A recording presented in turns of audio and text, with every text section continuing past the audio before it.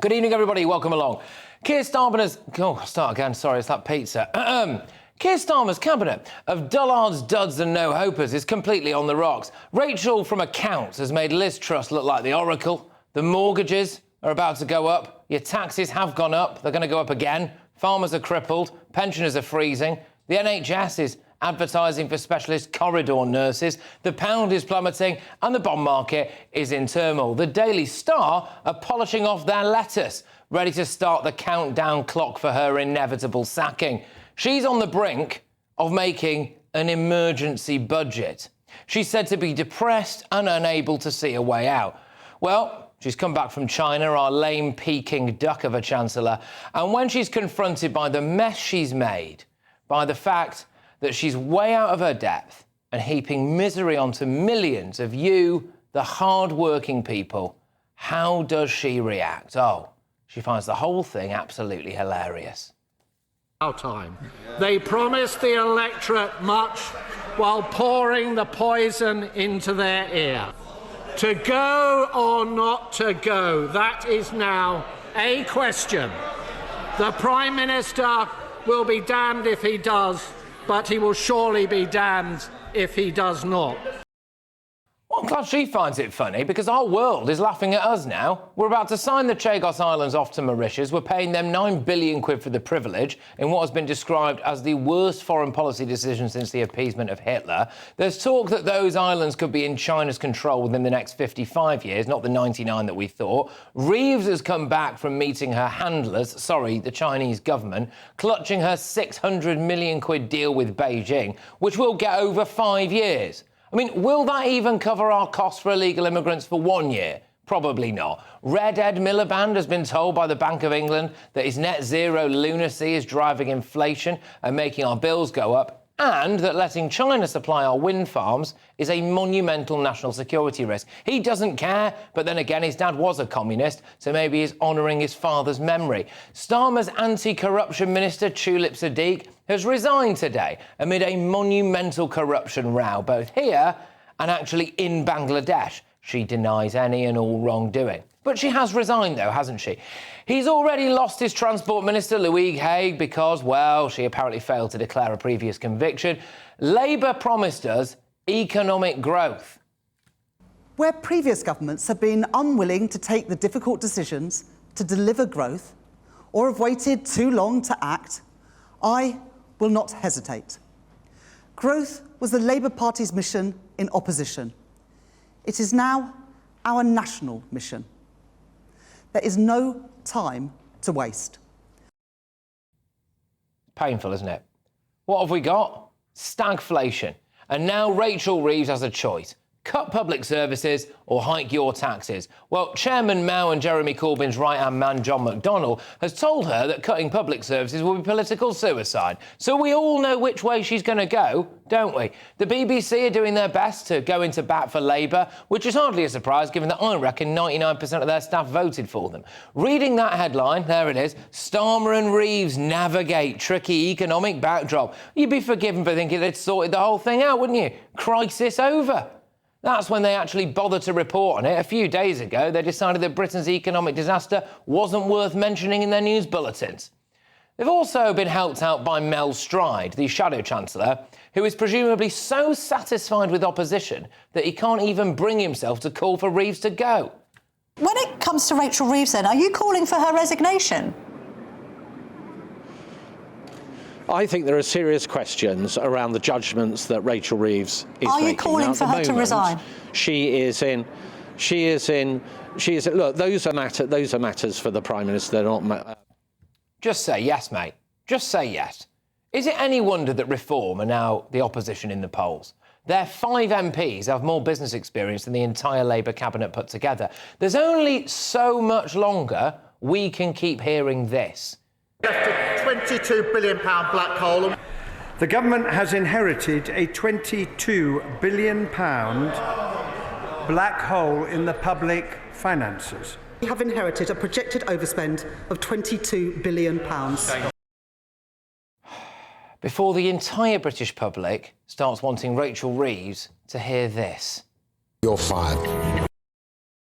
Let's get the thoughts from my panel this evening. We have got columnist and broadcaster Esther Krakow. We have also got GB News superstar Alex Armstrong.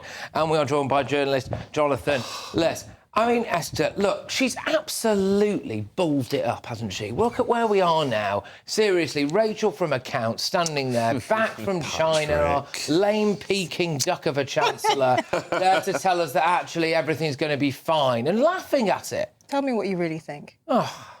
I mean, to be honest, I don't really see much point of her going to China. That deal was laughable. She might as well literally not have gone. That's what the NHS spends in a few hours. What she got, these investment deals she got from China for a year.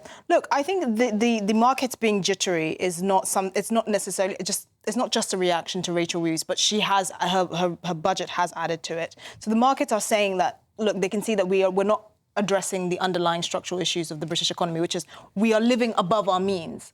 And so this is why she's saying she has to take a difficult decision whether raise taxes or cut spending. Well, you can't raise taxes any more than you have now because you're already seeing businesses, entrepreneurs fleeing. We've not sorted out the energy crisis. Thankfully, Ed Miliband is seeing to it that we maintain to have the highest energy prices in the developed world. So really, she has no choice but to cut spending. The question is, how is she going to do it? She's talking about cutting the civil service, disability benefits, but is that enough? Her credibility is gone. Her credibility has been shot. She didn't have much to begin with. Before the election, we were hearing about how she passed the boardroom sniff test, whatever that means, which obviously in itself sounds a bit weird.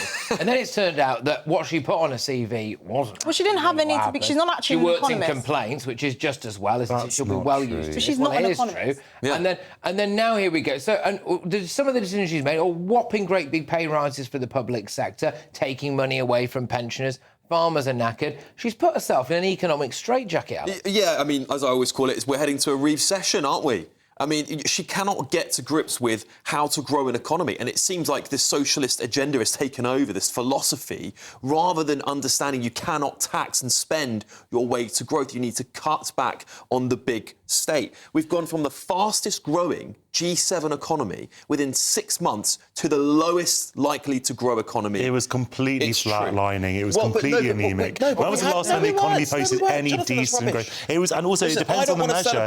It depends on the measure that you're using. By most accounts, the economy was still doing badly, just slightly less badly than it happened doing before. Look, Patrick, I'm not going to come here and say that the economy is doing brilliantly or that Labour is doing brilliantly for that matter. There are lots of factors that are going on here. Lots of governments across Europe are seeing very, very high interest rates on borrowing at the moment, partly because of Donald Trump's threat of tariffs. They too are not addressing their look, we can isolate the UK, or we can also. But I'm saying you can do that, or you can put it in the context of other countries. So France, Germany, Italy, the US even, they're all seeing increased rates on their borrowing. You mentioned Italy, but Italy, even though its GDP to debt ratio is about 149% of its GDP, they can still borrow much cheaper than the UK, which highlights the fact that it's actually the structural issues of the British economy that is not being addressed. And this is why the markets are jittery, because they're looking at what Rachel Reeves has to say and said, OK, but you're living above your means and your energy prices... Fine, but that's not the structural issues of the economy, not Rachel Reeves. No, but she's the Chancellor. You can't completely change the system in 6 months. Sorry, Patrick. But business confidence is down to the Chancellor. I was going to say, people that's true. Millionaires are leaving because they hate her. By the way, we're losing more millionaires than communist China, which is saying something. Go on. There are some things that I completely accept are her fault. I think that Labour was very foolish during the election campaign to kind of put itself into a corner with all the tax rise it wasn't going to make. And it should have been honest with the people that after 14 years of Conservative mismanagement, which had left public services on the floor, it needed money to rebuild that. And that money involves tax rises, and that, a Labour government would fairly, for a Labour government, put more on the rich. I think people would have accepted that, but because she kind of made out that private school VAT was the only tax she needed to raise, to pay for this, and non-doms, that was dishonest, and she must have known that she needed money. No, I'm saying that Labour should have been more. I'm not saying that she is personally a liar. I'm saying that the Labour Party was not honest with the people. Oh, come on! You really checkmated yourself there. I'm just saying I respect your ability. Seriously, no. Jonathan Lewis is willing to go to places that very few other men will go when it comes to defence. That's what they say down the pub anyway. Listen, right, if we're talking about people resigning, Liz Truss was forced out, Kwasi Kwarteng was forced out, and actual economic indicators that were better than the one. Oh, Rachel remind me Reeves. what the pound Come on. was. Remind me what the pound was doing against the dollar in September Okay, but 2022. let's give it some While time. it was the lowest since US independence. In exactly the same way that they did under Liz Truss. But the reason why they reacted under Liz Truss is because she didn't account for all of the tax cuts that she was... She didn't brief, actually. What happened is she didn't brief the public bodies, so the markets reacted immediately not accounting for it. What Rachel Reeves is doing is taking a deliberate long-term decision that looks to many investors like, actually, this is not a good bet. Exactly. Because we are living way beyond our means. Economic growth is nowhere to be found. And a lot of the structural issues that underpin the British economy are not being resolved. Yeah. Getting rid of Ed Miliband, I think, will be one way to actually... Just get rid of all of them. No, you know what? Just get rid of all of them. Have a new government. No, because start again. Because here's the thing: 90%, I kid you not, 90% of the current cabinet either studied PPE at Oxford or English or history at Cambridge. They all owe their careers to labour activism or trade unions. There's not a single business person between them. The rest are lawyers, a la Keir Starmer. I mean, I'm sorry. Clearly, the balance has tipped too much. Well, that's the same on the and me saying Rachel Reeves is not an economist, which, by the way, she's not, is not a criticism. I don't care if our Chancellor was someone who's run a successful pub, right? It's about being honest with the public about what your resume is. How many of the last chancellors were actually economists? Yeah, I think that calling her Rachel for accounts an economist. That's what I'm saying. I think she did work as an economist at the Bank of England. Did not. She did work as an economist at the Bank of England. I think she headed up the retail division at a bank after that, and she was posted to the UK embassy in Washington as an economist as well. You know, Forbes reported that she was actually in customer service. It should be Rachel from complaints. Well, it should be Rachel from customer service. It's actually where it was. But is it? What did Boris Johnson ever run? But you also, a newspaper. He did run the City of London. You're not going to see a Okay. defence of Boris. Well, yeah, he was the mayor of London for a bit, to be fair. Yeah. But yes, anyway, when you also look at what else is going on in Keir Starmer's cabinet, I mean, look, I will say this: I thought Mel Stride let her off the hook today. Yes, so big time. Big time. She was there for the taking. The Daily Star had the letters ready to go. There's a catalogue of things that Rachel Reeves could have done. She's just got back from China. She fled to China to avoid it. Mel Stride there. She's ready. She's ready. Just it's an open goal there. Tap it in. He starts quoting Hamlet. Do you know what it is? Do you know what it is, Patrick? They're all useless. They're all useless. The Labour Party spent, 14 years, at least the last 4 they spent, calling for everyone to resign, constantly saying, you need to resign, you need to resign. I mean, how many resignation calls were there? It's unfathomable. And now I think the Tories are in this difficult position. They don't want to be looking as bad. I'd say play the same game. They've set the bar so low for resignations. Actually, both the Prime Minister and the Chancellor should... Kenny Bainott technically did call for the Prime Minister's resignation a few weeks ago, so she's already played that card. Talking of resignations, obviously, may her political career rest in peace, of course, but Tulip Sadiq... It was the anti-corruption minister who denies any and all wrongdoing, but has miraculously resigned. I think the Bangladeshi government launching these investigations, they know that all it takes is to launch an investigation to really tank her political career. I'm not saying whether she's guilty or not, but from what I'm seeing, a lot of the reason why she's resigned is not necessarily because obviously Parliament has found her guilty of anything. It's she's not been found guilty. You have an external government that's piling on the pressure, saying we're going to investigate this and we're going to add this and we're going to add that, and so you have a lot of schools that, full disclosure, Tulip's a friend of mine, and I think that she ran to one of our houses. They're not her houses, are they, Patrick? I thought they were Auntie's houses. Patrick, she's a good person. You are terrible. She has not been found guilty of any wrongdoing by Laurie Magnus, the Prime Minister's advisor on ethics. He said that she could have... he did acknowledge that. He acknowledged that she could have made... I can't remember what the wording was, that she could have maybe done a little bit more... So she wasn't as forthcoming. Yeah, exactly. She didn't acknowledge the actual person that gifted her that flat in King's Cross. He found that there were discrepancies with who she said gifted her that flat.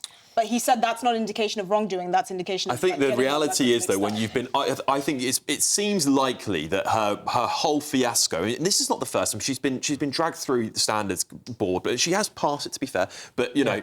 Yeah. It becomes a distraction for government. It's a distraction for government. She's done the right look. No, we can't help who our family is, and young people in London who might be offered a property. She did just kind of show up at a meeting with Putin with her auntie. Just happened to be there. you know, if your aunt is, you know, that happens to be the leader of the country, you'll go and spend time with your aunt. It's a very close family. So I think that the important thing is she hasn't been found guilty of any wrongdoing, but it was proving a distraction from the government, as she acknowledges in the letter. Right. And you know, I think that she has a good career in front of her. I think this is not. It's not in the grand pantheon of big scandals. It's not among them. No.